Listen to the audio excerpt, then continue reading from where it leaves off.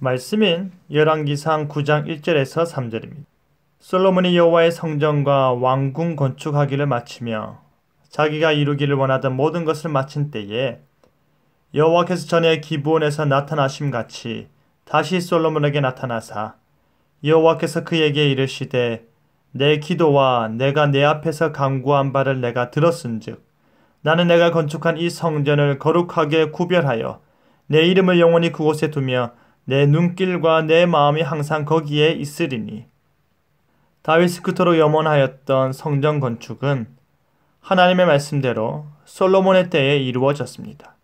솔로몬은 성막에 놓여있던 언약궤를 성전으로 옮긴 뒤 성전 봉헌식을 하나님께 올려드렸는데요. 그 제사의 규모는 과히 어마어마했습니다. 화목제를 드린 소가 22,000마리요. 양이 12만 마리였을 정도로 기브온에서 드린 1,000번제와는 비교도 할 수 없을 만큼 엄청난 봉헌 제사였습니다. 이제 솔로몬의 봉헌 제사와 기도에 반응하여 하나님께서 솔로몬에게 응답하시는데요. 눈길이 가는 사람이라는 제목으로 말씀이 주는 교훈을 나누겠습니다. 하나님께서 또다시 솔로몬에게 꿈을 통해 나타나셨습니다. 그러면서 하시는 말씀이 이 성전을 거룩하게 구별하겠다 하십니다.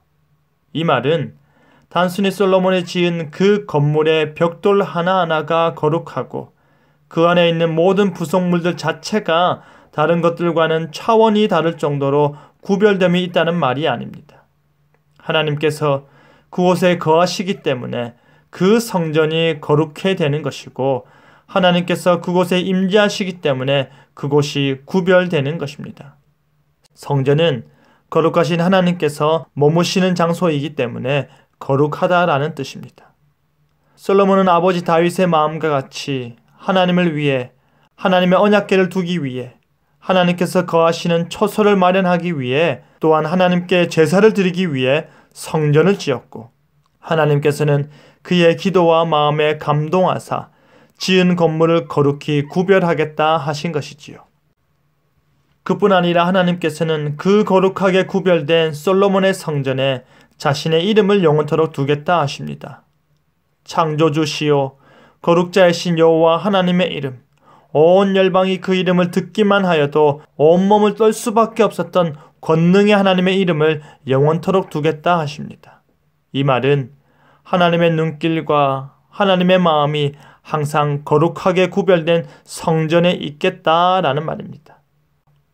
그런데 여러분, 우리가 여기서 반드시 알아야 하는 것이 있다면 왜 하나님께서 성전을 거룩히 구별하고 그의 이름을 거기에 두시려는지 그 이유입니다.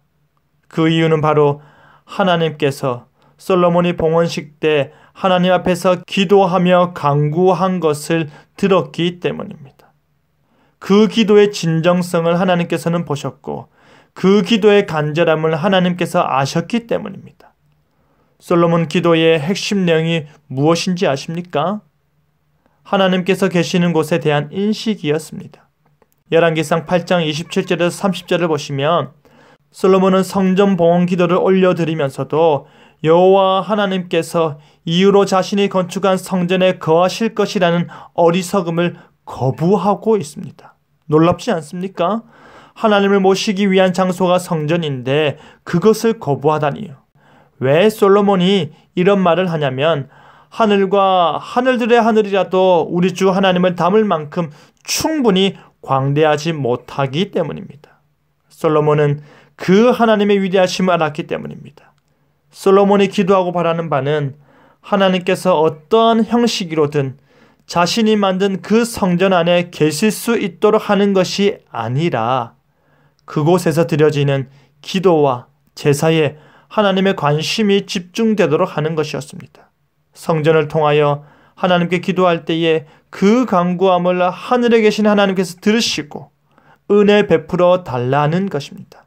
솔로몬은 성전을 하나님이 임재하는 장소 그 자체라기보다는 인간의 기도와 필요와 하늘에 계신 하나님의 긍휼과 은혜가 만나는 자리가 되도록 간구하고 있는 것입니다. 바로 그 겸손한 간구에 하나님께서는 자신의 이름을 두시며 그의 관심이 집중될 것을 약속하고 계시는 것입니다.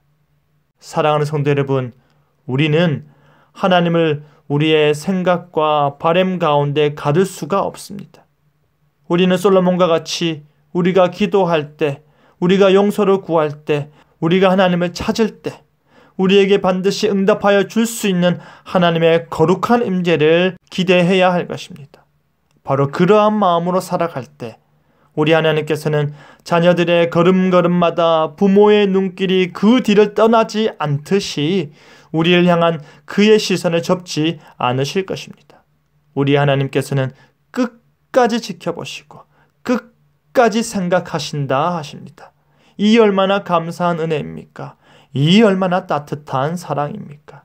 그리하여 날마다 하나님의 마음과 하나님의 눈길이 가는 저와 여러분 되기를 간절히 바랍니다. 아멘.